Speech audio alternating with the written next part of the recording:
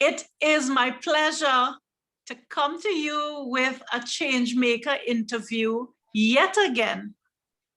But this time, I have my first South African Changemaker. Welcome, Manya Gittel. Manya is a coach, a relationship coach from South Africa. She has years of experience personally understanding how to improve and level up relationships of all types in holistic ways, and in coaching others to support the same. Manya is also a lecturer who helps others to tap into what areas they want to coach in and how to align their coaching model so that they can live their best lives. Welcome, Manya. Please, could you finish that introduction to you, because there's so much more to you that I know I would not have touched on. Marcia, you know,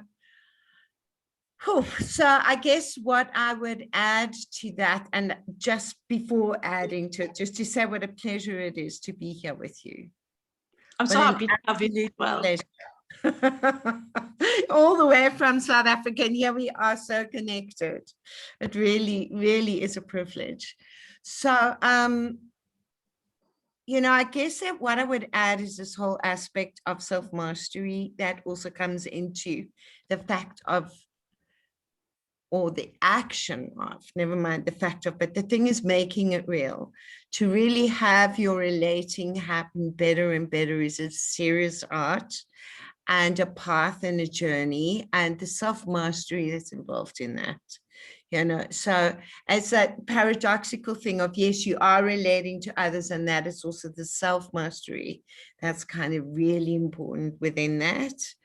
And I guess what I would also add is just the lifelong learning of the coaching experience, you know, and that what I was doing before is I've been a trainer, I've been a lecturer, I've been a facilitator, and coming to coaching, landing up at coaching, and that being such an incredible wave globally, you know, with people really entering that field and coming into this place of transformation. I just find that incredibly exciting. So being here with you on this platform about change making and having coaching being such a social momentum for change, I just like to place myself very firmly in that, and with you in that too. Well, thank you, Manya. So, Manya, I always like to start by really understanding you, the person. And the start of everything that you are comes from your background. Can you tell me a little bit about little Manya, what she experienced and what led you to come to the understanding of who you are now and what you were meant to do? Oh, Marcia, how far do we want to go back? Because I can tell you we can go to very little Manya. So choose some highlights, share with us the highlight reel. I'm going to, because, you know, what I'm lecturing in is and we call it educator now at the college, the South African College of Applied Psychology, is the psychology applications in coaching. And psychology has been a very, very passionate pursuit of mine in understanding, you know, who we are and what makes us work, what makes us tick. And there's so many schools and so many avenues to looking into it. And I'm going to go with how psychology does this, going into, and what I train at the South African College of Applied Psychology, psychology applications in coaching. So I'm going to go to very little Manya. When I actually remember being in a cot. Wow. And I remember looking around and thinking, what is going on? Well, I don't know, now I'm giving these words to it, but it was this experience of what is going on here? Some sense of that. And then realizing that I was alone.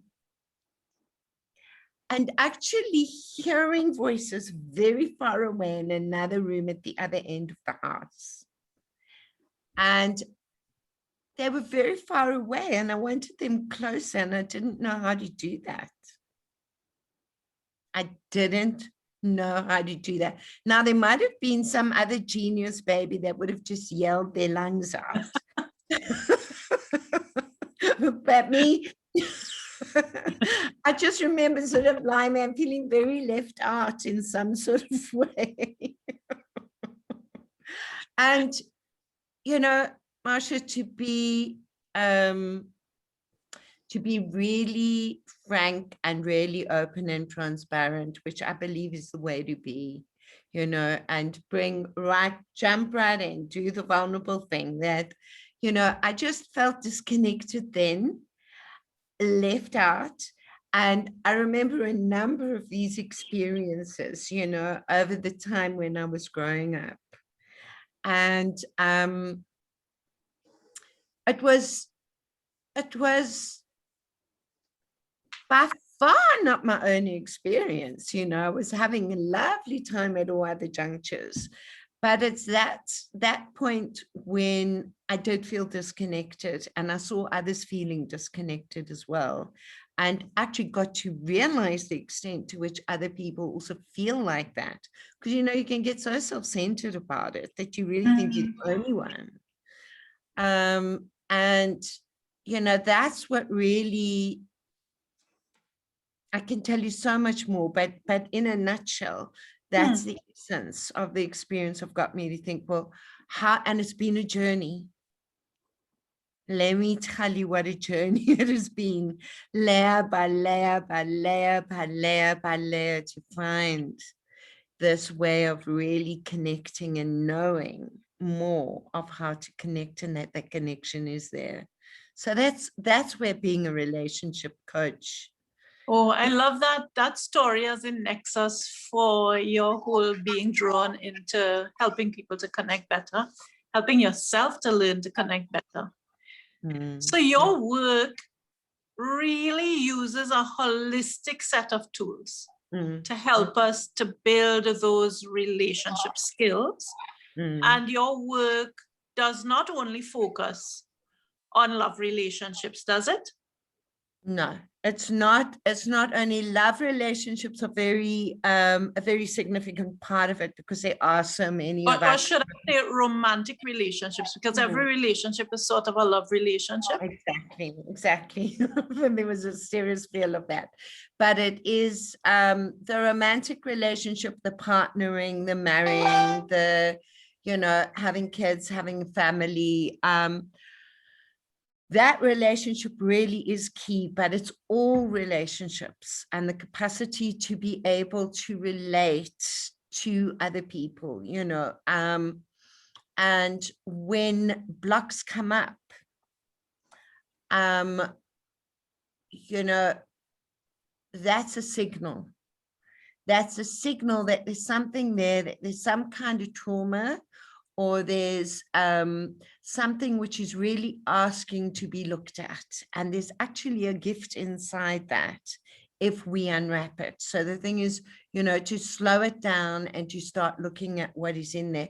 So depending on what the needs are in the person that I'm coaching, I come with whatever I've learned over all the years and the various workshops that I've done, which include, I don't know, Marsha, do you want me to include some of the methods that that would be very useful to anybody who looks on. So yes, if you could infuse this is how you are a change maker. You serve others by teaching them some of the tools, by helping us, I think, to get better insight into ourselves, who we are, what we need, and how to get there.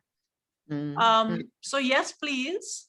Okay, great. So, you know, a very important tool is the presencing tool, to really be able to be present where it is that we are, so that our capacity to pick up what is going on around us and what is happening for ourselves is really there, you know. So that can be anything from a simple kind of breathing, so that it's breathing into the heart for a count of 5 and holding it for a count of 5 and then letting it out for a count of 5 and doing that 5 times.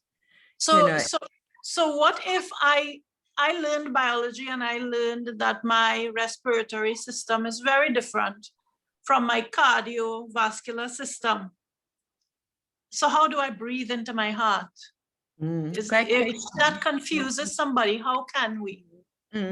Okay, so really useful way of feeling how to do that is to actually put your hand on your heart, because if you put your hand on your heart, you literally feel that place. And then as you're breathing in, you're breathing into that place where your heart in fact is. And there's a very interesting way as well to feel your way through that as you're breathing in, and that it's important not to visualize the light as you're breathing into the light in your heart, because it's not a head thing of visualizing, but a feeling of breathing, and not to make a big deal of it, just to breathe into the heart with the light of the heart and breathe out. And breathe in and breathe out. And what's also useful is to think of someone or something, it could be an animal, that you've truly loved or that you really do love. Could it be a memory of someone? Absolutely. And remembering that love, so that you feel the love that you feel for that person, that creature, while you're doing it. And as you're breathing in, then that sense is there with you, you know. So it's a beautiful thing to do. And then it sort of, you know, it grounds you in a sense of connectedness and a sense of actually just being in that space of love and breath and presence. So, you know, it's there's so many techniques. So that's one of the meditation and presencing. And the thing in being present in that way is to be able to just be able to be with someone, you know, so that as well, when they're talking or they're sitting or they whatever it is that they're doing, that you can be there with them to pick up where it is that they really are. So that also you're more present to hearing what they say, you know, because if we're caught up in our own minds, what can happen is that our ears then automatically get wax in them. We hear what we think people are saying as opposed to what they really are saying, you know. So that's another skill. And these things, Marcia, is that the more we use them, the stronger our muscle gets at being able to do it, you know. And it's only by practicing it that we get to do it, and then we are able to connect with each other so much better when we're able to be present like that. So if we go to, you know, my experience, let's say, you know, I say that when I was young, I would feel very left out at times. I would get very panicky, feeling left out. I would feel I could have been in a room with people and just felt left out. And I would get panicky. And the very interesting thing I noticed, which is another methodology that I use, is with a group, I use theater and we play with things. And I had told someone a story about what had happened with a friend, and then we role played it, and she played me. And she played me through the technique. We had to do a gesture, and she played me like this. And it was a really interesting thing to realize that on some level, she had picked me up as being snooty in this interaction with a friend. And what I realized was that when I would get anxious as well in feeling excluded in a group of people, that would be a defense mechanism. Right. I start looking a bit snooty. And the interesting thing is that when you realize you're being snooty, I mean, if people think that you're snooty, they will stay more away from you. Yeah. So you bring to mind the idea of mask wearing as a way to protect yourself. That at heart you aren't snooty, but people saw you as snooty because you were protecting yourself by putting on this mask of, I'm beyond this. So how do you help people to recognize the mask that they wear? Well, this is the interactive theater technique, you know, when we are doing role plays. So that I wanted to, I probably could have brought this in more elegantly, but it's such a beautiful technique of where is a group of people. So it's group coaching, and people bring up a scenario in a relationship that happens to them again and again that is problematic. So do other people have to know me? And am I ever allowed to play myself, or does somebody else have to represent me? No, you can absolutely play yourself. So what you do, you see, there's so many techniques, you know, I mean, it's a whole reservoir of techniques, but what you do is you share a story about what in fact has happened to you. And well, to answer your question, you see, you actually play that scenario with someone else that you choose to represent that person. So let's say that I had an issue with my partner and we keep having the same kind of argument, then that person will play my partner and will role play it. Then the other people who are watching in the group start making images of how they see us in that interaction. So someone might say, well, Manya, I'm seeing you like this. And I got to look at it and I got to think, I'm not sure. And then suddenly you realize there actually is a feeling inside me where when I get anxious or I get that, I start getting defensive and being a little bit like that. And what is so important here, Marcia, is that your awareness grows. It's like you kind of know that, but you don't really know that, but now you know it. So next time you're in a group of people or you're in that interaction, whatever somebody showed you about yourself, you will be more aware, you know. But I can only give you a tiny little taste of, you know, it's such a... that's two wonderful tools that you've shared with us, at least the start of two wonderful tools. And I think those two definitely can help us. So we can use those tools in order to center ourselves, in order to observe ourselves, not be so attached to who we are and how we look, but take ourselves out and look and reflect and recognize what we maybe want to shift. And if we are more me-centered, but in this sort of way, then we get to take ourselves out from always being me-centered and start looking at the other and how we interact with others. That's exactly it.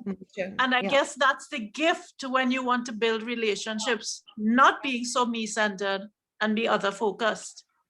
You got your finger on the pulse, because this is exactly where I was going to go with the thing of, you know, thinking how as well somebody who's watching this can also use it. You know, it's that moment where something jams when you're trying to connect with someone else.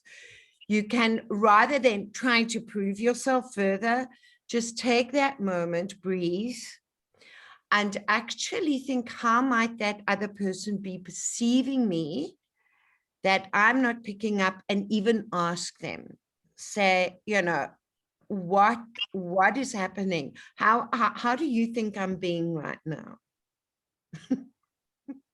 That You know, sounds wonderful. Yeah, being not so scared to ask for somebody to share what may not be just glowing feedback, but realizing that the feedback becomes the crux of an opportunity for us to grow, and growth is what it's really all about. exactly. And that's what interacting with other people really is about. There's that synergy, you know, that like thing that happens that without you and the other person make something completely different and new, you know. Okay. So I'm very cognizant that there's something else that you have to leave us to go to, but I want to ask for one more piece of this interview to be completed, which is I like to ask the people that I interview to give me their three tips, whatever it is that flows to you.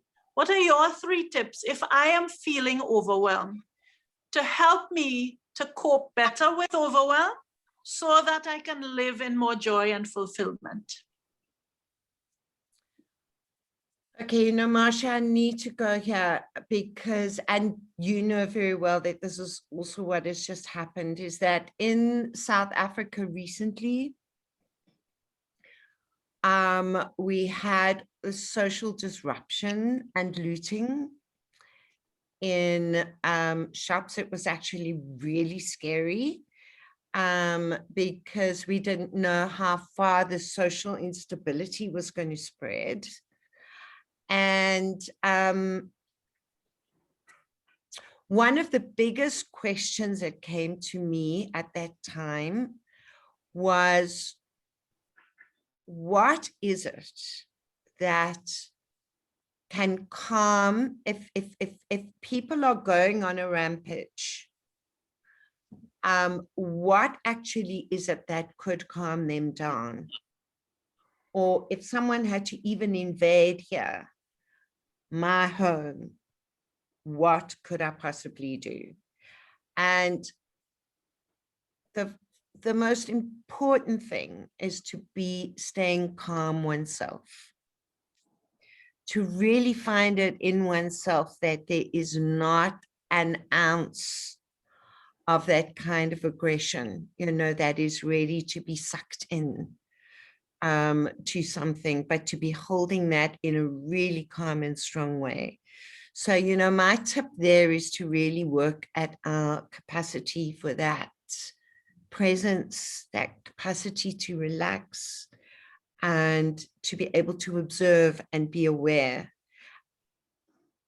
not to make the other person to feel anxious. Okay. Okay, so and I would say that that goes right across the board in any interaction. So to master the capacity to do that with meditation, with breathing, with anything of that nature, my other tip is to really work at listening, you know, to ensure that, you know, double check for oneself, am I hearing? Am I really hearing what the other person is saying? And that builds on that capacity to be present as well. So to really check in with the other person, where are they coming from? What are they feeling? What signals are they on their body? What is coming out of their mouth? So it's to figure out that. And here's another tip, which is one of the lines that we use in the interactive theater methodology that we use, which is, what is your secret thought in a role play that we're doing of both parties? Because often people don't share enough. As you know, it's important, you know, to try and find that thing that you're not saying and to find the way of saying it that the other person will hear.